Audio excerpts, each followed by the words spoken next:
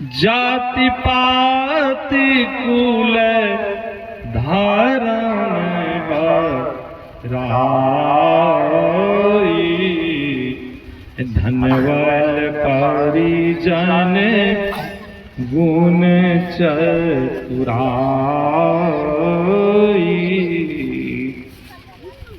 भगवान श्री राम से माता सबरी क्या मांग रही है?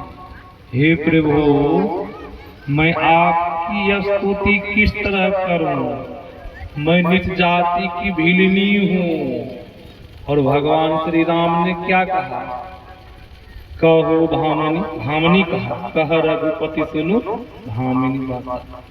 भगवान श्री राम सुंदरी कहा, सबरी देखने में सुंदरी नहीं थी, सबरी के अंदर में भक्ति थी न, इसलिए भगवान श्री राम उनको सुंदरी के संज्ञा दिए।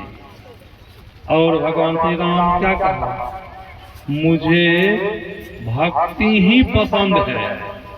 कोई सुंदर हो, धन संपत्ति में कोई चीज कमी नहीं हो, जब उनके अंदर में भक्ति नहीं है तो भगवान श्री राम ने कहा मुझे पसंद नहीं है।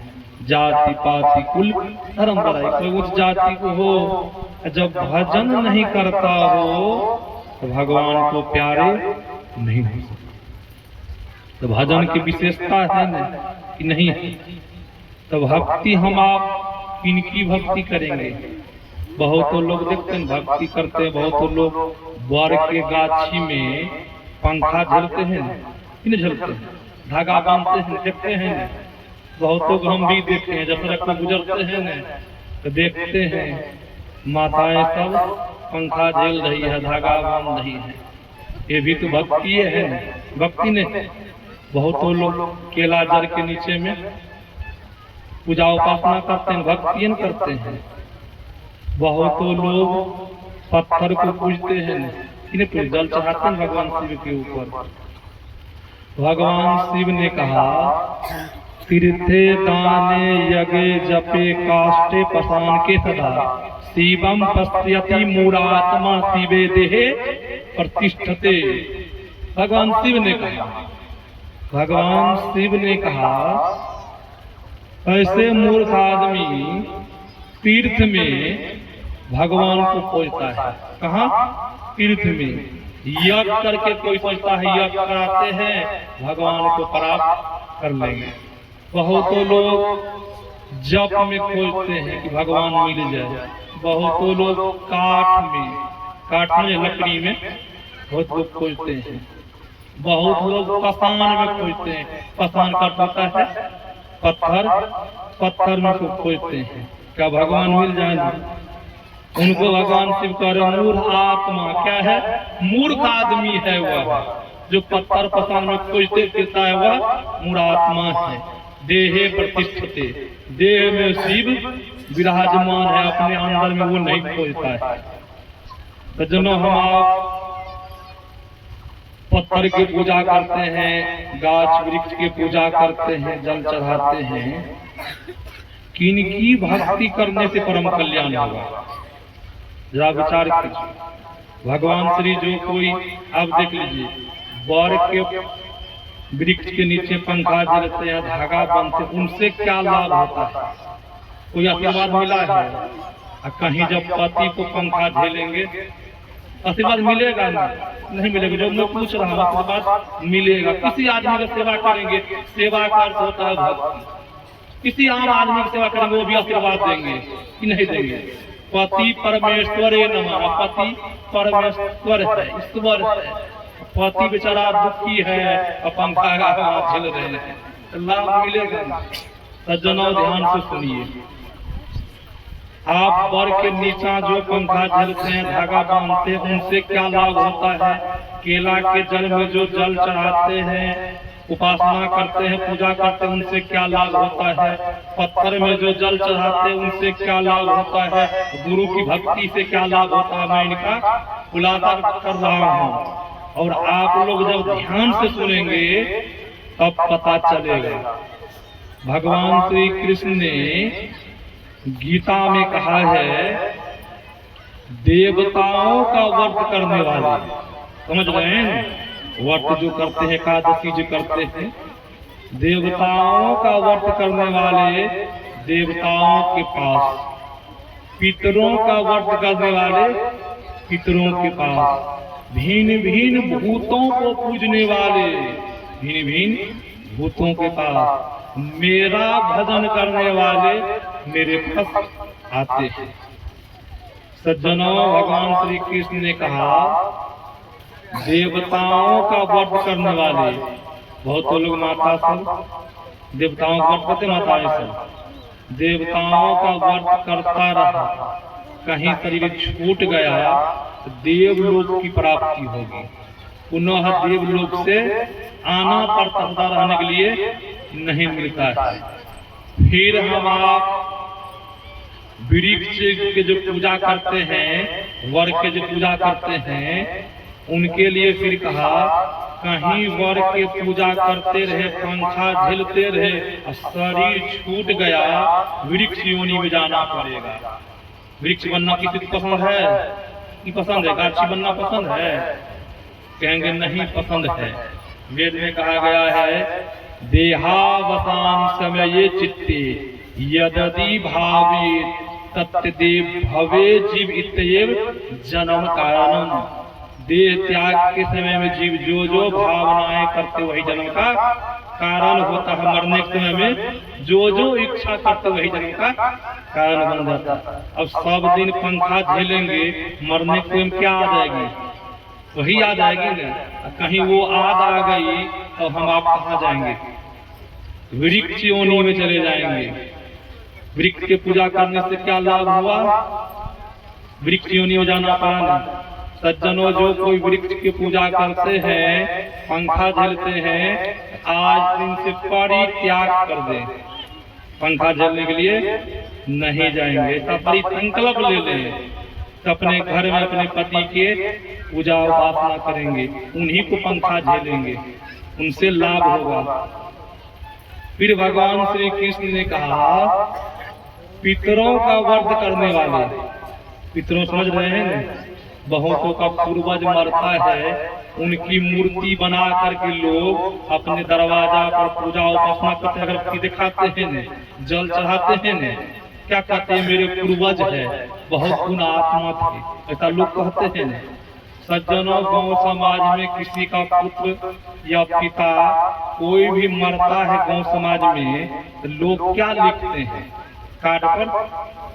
कुछ पिताजी स्वर्गवास हो गए, यही लिखते हैं। पापी आदमी हो या पुण्य आत्मा हो, लिखने के करीब लोकाचारी लोग लिखते हैं कार्ड पर कुछ पिताजी का स्वर्गवास हो गया। कोई पाप आत्मा है, उनके भी पुत्र सब यही लिखते हैं कुछ पिताजी का स्वर्गवास हो गया। कोई चिट्ठी आई है स्वर्ग से, कोई चिट्ठी आई है, पत्र आया है कि स्वर्गवास हो गया, किस हालात में है? दुख के हालात में है कि सुख के हालात में है?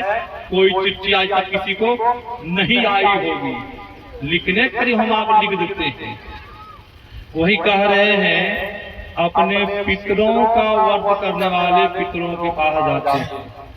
अब जो बहुत लोग देख अपने पितरों के नाम पर लोग काशी जाते हैं, पिंड दान करते हैं, भोज भंडारा करते हैं, मूर्ति की पूजा उपासना करते हैं।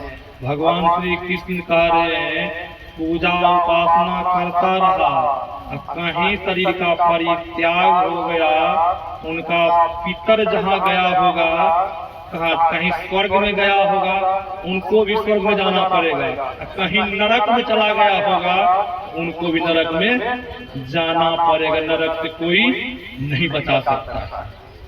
फिर आगे बढ़ते हैं। फिर भगवान श्री कृष्ण ने कहा भिन्न भिन्न भूतों को पूजने वाले, भिन्न भिन्न भूतों को कौन पूजते हैं पता है ना? तांत्रिक, वझा, दैन, योगी, किनके उपासना करते हैं? भिन्न भिन्न भूत प्रेतों की उपासना करते हैं। ये सब तांत्रिक वझा सब भूत पिशाच की पूजा करते हैं ने। कहीं इनका शरीर छूटेगा तो भगवान श्री कृष्ण ने कहा इनको भूत के योनि में जाना पड़ेगा। भूत की योनि किसी को पसंद है? गांव समाज में किसी को जब भूत लग जाता है तो तांत्रिक बुलाते हैं ओझा को। जब ओझा को बुला कर लाते हैं, जब ओझा भूत को बकाता है तो भूत क्या बकता है? भूत यही कहता है कि हम बगल वाला गाछी पर रहते हैं, घर के बगल वाला गाछी पर रहते हैं। सज्जनों, आपको भी उस गाछी पर जाना पड़ेगा। पसंद है न? नहीं है पसंद तो सज्जनों, भूत पिशाच की पूजा करना छोड़ दे। जब पसंद नहीं है उनका पूजा करना छोड़ दे। फिर भगवान श्री कृष्ण ने कहा, जो मेरा भजन करते हैं, जो भगवान के उपासना पूजा करते हैं, ईश्वर के भजन करते हैं, तो भगवान श्री कृष्ण ने कहा वह मेरे लोक आते हैं। भक्ति पूरी नहीं हुई फिर पुनः उनको मनुष्य का शरीर मिलेगा। और लोगों को पता लग गया नहीं किनकी भक्ति करने से क्या लाभ होता है। तो सज्जनों, आए दिन से परित्याग कर दें कि नहीं करेंगे परित्याग? किनकी भक्ति कितनी लाभ है? भूतों का पूजा करेंगे, वृक्ष की पूजा करेंगे, किनमें कितना लाभ है हम लोगों को पता लग गया होगा। अब गुरु की भक्ति करने से क्या लाभ होता है, मैं इनका भी खुलासा करता हूँ। परमाराध सदगुरु महाराज जी के भक्तिनी थे। कहाँ पर?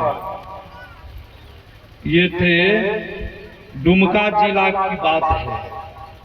परमाराध सदगुरु महाराज जी की भक्तिनी थी और मनोयोग पूर्वक ध्यान पूजा करती थी, सत्संग करती थी। होता क्या है सज्जनों, एक रोज भक्तिनी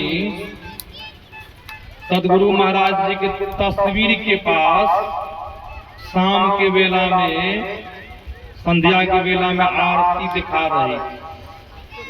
माई साड़ी पहनी हुई थी। होता क्या है, आरती की आग माई के साड़ी में पकड़ लेती है। माई के साड़ी में जब आग पकड़ ली, क्या हम लोगों की साड़ी में जब आग पकड़ लेगी तो आवाज लगाएंगे ना कि नहीं लगाएंगे?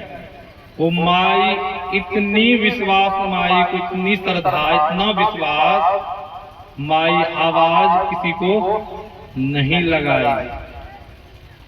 होता क्या है, वह माई सदगुरु महाराज जिसे कहती है, हजूर मैं आपकी भक्तिनी हूँ, पूजा उपासना ध्यान करती हूँ, कहीं मैं जल के मर जाऊंगी, गांव समाज में आपकी बेइज्जती हो जाएगी। गांव समाज के लोग कहेंगे मैं ही बाबा की भक्तिनी थी, आग लगा करके मर गई, बेइज्जती हो जाएगी। हजूर आपके हाथ में है, हम किसी को नहीं बुलाएंगे, किसी को आवाज नहीं लगाएंगे। माई सदगुरु महाराज जी के सामने खड़ी। होता क्या है, सदगुरु महाराज जी की असीम कृपा हो गई किनके ऊपर? उस माई के ऊपर। होता क्या है, सारी तो जल गई, माई को कुछ नहीं हुआ। सारी जल गई, उस माई को कुछ नहीं हुआ। ये किनकी कृपा है? ये गुरु की भक्ति की कृपा है ना। एक लिस्ट भक्ति नहीं थी। विनय सागर जी महाराज सुना है, 100 वर्षा भक्ति करे, एक दिन पूजे यान, 100 अपराधी आत्मा परे 84 खान। 100 वर्षा आप भक्ति किए हैं, एक रोज भी कहीं भूल भरम से इधर उधर पूजा कर लेंगे तो हम लोगों को भक्ति पर पानी फिर जाएगा। इसे सदगुरु महाराज जी ने कहा, आप जब भक्ति करने के लिए चाहते हैं तो सदगुरु महाराज जी ने कहा, आओ भक्त सार प्रगति करो। सार भक्ति समझ रहे हैं? आसार भक्ति समझ रहे हैं? सदगुरु महाराज ने कहा, हो भक्त सार भक्ति करो, आसार भक्ति करो, संसार भर मत रहो। सदगुरु महाराज जी ने कहा, जब तक सार भक्ति जुक्ति जान के भजन नहीं करेंगे तब तक जीवन का सार्थक नहीं होगा। आसार भक्ति हम आप जो पूजा उपासना बाहर करते हैं, बहुतों ऐसे माई है भजन भेद नहीं ली है, दीक्षा नहीं ली है, फिर भी पूजा उपासना करती है बाहर। तो उनके लिए कह रहे सदगुरु महाराज जी, आसार भक्ति जब करेंगे तो संसार में दौड़ लगाना पड़ेगा। सज्जनों, हम आप गृहस्थ हैं, वृक्ष लगाते हैं कि नहीं लगाते? वृक्ष की सिंचाई करते हैं। सिंचाई में वृक्ष के पात पर पानी दे, ठल्ली पर पौधा पानी दे, तो वृक्ष हरा भरा हो जाएगा ना? क्यों नहीं होगा? वृक्ष के डाल में पानी दे रहे हैं, सब जगह सिंचाई कर रहे हैं। कहेंगे महाराज, जड़ में जो नहीं पानी दिए इसीलिए हरा भरा नहीं हो रहा है। जड़ में पानी देना क्या है? एक ईश्वर के जब हम भक्ति करेंगे सबों की भक्ति हो जाएगी, सबों भक्ति हो जाएगी। कहीं भक्त करते रहेंगे, जिस प्रकार देखते हैं हम लोगों के यहाँ अतिथि आते हैं, नहीं आते? अतिथि कभी कोई पकौड़ा खिलाते हैं कि नहीं खिलाते? अब पकौड़ा बना ले, पकौड़ा में नमक दे, सामान्य नमक हो जाएगा ना? क्यों नहीं होगा? पकौड़े में नमक दे रहे, कहेंगे नहीं होगा। किसी में कम हो जाएगा, किसी में ज्यादा हो जाएगा। अब क्या करते हैं हम आप भी? चतुर्कुम ने बेसने में नमक मिला देते हैं। बेसन में जो नमक मिला देते हैं सामान्य नमक हो जाता है, सब में बराबर नमक हो जाता है। उसी प्रकार जो कोई गुरु से दीक्षा लेकर के भजन करते हैं कि एक ईश्वर को मानते हैं, जिस प्रकार सामान्य नमक हो गया ना, उसी प्रकार सबों की पूजा हो जाएगी। सज्जनों, बहु उपासना करने से दयानंद जी महाराज ने कहा है, जो एक ईश्वर को नहीं मानते हैं, हजार ईश्वर को मानते हैं, बाहर मुखी होकर के पूजा उपासना में लगे रहते हैं, सबों को खुश करने में लगे रहते हैं। दयानंद सरस्वती जी महाराज ने कहा, वह मनुष्य क्या है? पशु के तुल्य है। दयानंद सरस्वती जी महाराज ने कहा, जो एक ईश्वर को मानते हैं, ईश्वर उनको मुक्ति रूपी सुख प्रदान करते हैं। जो एक ईश्वर को मानते हैं उनको सुख प्रदान करते हैं।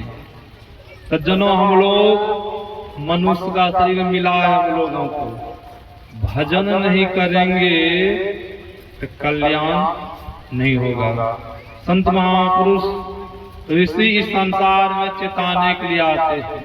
अभी हम आप सुन रहे थे, गुरुपद पंकज सेवा, तीसरी भगति अमान, चौथी भगति मम गुणगन, कराई कपट तजी गान। तीसरी भक्ति है गुरु की सेवा करना। सेवा गुरु ने है तो कैसे सेवा होगी?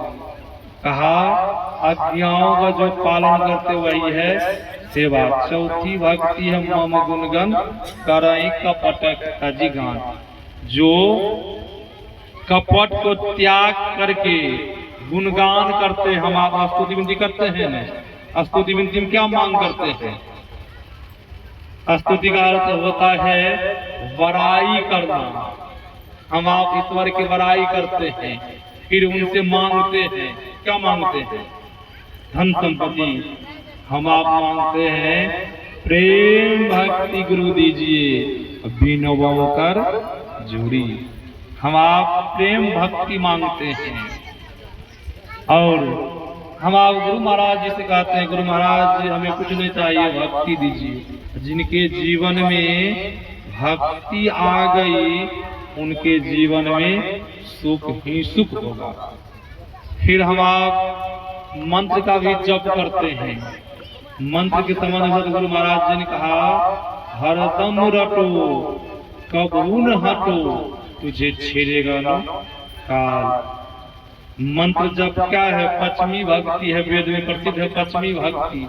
जो कोई मंत्र का जप करते मनोयोग पूर्वक काल के मुंह से भी बच जाते हैं। मंत्र मिला हम लोग बहुत शक्तिशाली मंत्र है। और महाराज सदगुरु महाराज जी दरियापंथी गुरु के पास रहते थे, दरियापंथी आश्रम में रहते थे। होता क्या है, उस मठ में मठाधीश कबीर मठ से महंत आए थे। जब कबीर आश्रम से महंत आए थे मठाधीश, सदगुरु महाराज जी उनका बड़ा मनोयोग पूर्वक सेवा सत्कार किया। हमारे सदगुरु महाराज जी पर प्रसन्न हो गए, खुश हो गए और सदगुरु महाराज जी से कहा कि आप चलिए मेरे सेवा में, मेरे साथ में रहिएगा, मैं आपको बहुत प्रकार का मंत्र सिखा दूंगा। सदगुरु महाराज जी प्रलोभन दिए, मेरे साथ में चलिए, मैं सब प्रकार का मंत्र बता दूंगा। तो सदगुरु महाराज जी ने कहा, आप कौन सा मंत्र बताइएगा? तो महंत साहब ने कहा, आपको मैं जमीन बांधने का मंत्र बता दूंगा, शरीर बांधने का मंत्र बता दूंगा, भोजन जो करते हैं भोजन को बांधने के लिए वो भी मंत्र बता दूंगा। और कहा, और कहीं स्वप्न जो देखते हैं वो भी मंत्र बता दूंगा, कोई स्वप्न दुस्वप्न नहीं देखेंगे। सदगुरु महाराज जी ने कहा, सदगुरु महाराज जी ने कहा, मुझे उतना मंत्र नहीं चाहिए। क्या कहा? उतना मंत्र नहीं चाहिए, मुझे तो एक ही मंत्र चाहिए जिस मंत्र से परम कल्याण हो जाए। मुझे एक ही मंत्र चाहिए, मुझे ढेर सारा मंत्र नहीं चाहिए। सज्जनों, वही मंत्र हम लोगों को मिलाए न। मंत्र कोई बड़ा नहीं है, संत बड़ा छोटा सा मंत्र है जो कोई मनोयोग पूर्वक जपते हैं, देखते कितना लाभ होता, मन बस में हो जाता है। मंत्र जब जपते हैं तो मन बस में हो जाता है। कहीं मंत्र जपना छूट जाता है, मन चंचल हो जाता है, देखते हैं मन चंचल हो जाता है। कहीं जाप का शुरू कर देते हैं, मन बस में हो जाता है। इसलिए संत महापुरुष ने कहा, हरदम रटो, नित्य उठते बैठते जब मंत्र का जाप करेंगे उनसे लाभ क्या होगा? मानस ध्यान में बल मिलेगा। मंत्र के द्वारा, मंत्र जब सिद्धि हो जाएगी, आप किसी के मन के बात को जान जाएंगे। कहने के लिए नहीं कहा है, कहने के लिए कहा है, कहने के लिए नहीं कहा है। जब किसी को बता देंगे तो शक्ति छिन्न हो जाएगी नहीं, आगे बढ़ना है ना। मानस ध्यान, जब मंत्र सही हो गया, मानस ध्यान बनना शुरू हो जाएगा। आपको लगेगा गुरु महाराज जी मेरे पास ही खड़े हैं। बहुत सत्संगी को, बहुत माताएं आती है मेरे पास, बोलती है, मैं कहता हूँ किसी को नहीं बताइएगा। बलदेव बाबा नहीं बताएंगे। उनसे लाभ क्या होता है? जिनको ऐसा लग रहा है कि गुरु महाराज जी मेरे सामने खड़े हैं, उनसे लाभ क्या होता है? वो जो जो इच्छा करेंगे, इच्छा की पूरी हो जाएगी। जिनको मानस ध्यान सिद्ध हो गया, और मानस ध्यान से भी आगे बढ़ना है न, उनसे भी आगे बढ़ना है। मानस ध्यान से फिर आगे दृष्टि योग करना है ना हम लोगों को, फिर उनसे भी आगे बढ़ना है, नदन संधान करना है न। लेकिन के द्वारा, ये सब भक्ति के द्वारा होता है। कर्म व कर्म हम आप करते जाएंगे। भक्ति पूरी नहीं हुई तो पुनः फिर मनुष्य का शरीर मिलेगा। ये लाभ होता है भजन भेद लेने से। बहुत लोग भजन भेद नहीं लेते, वैसे मन ग्रंथ भक्ति करते हैं। भजन भेद नहीं लिए, पूजा उपासना करें। संत महापुरुष ने कहा, गुरु बना करके जब भजन करेंगे तब जीवन का सार्थक हो जाएगा। यही आप लोगों की सेवा में मैंने भक्ति की विशेषता क्या है, भक्ति की महिमा क्या है। जो भजन भेद नहीं लिए हैं कल सुबह भी भजन वेद ले सकते हैं। जो नहीं लिए हैं उनके लिए निवेदन कर रहा हूँ। संत महापुरुष गोरखनाथ जी महाराज ने कहा, सतगुरु मूल्य तो उबरे बाबू, नहीं तो परल्या हुआ। परल्या समझ रहे हैं न, नरक में जाना पड़ जाएगा जो गुरु नहीं बनाए हैं। नरक किसी पसंद नहीं है। नरक के बारे में जब जानना होगा तो गरुड़ पुराण को पढ़िएगा।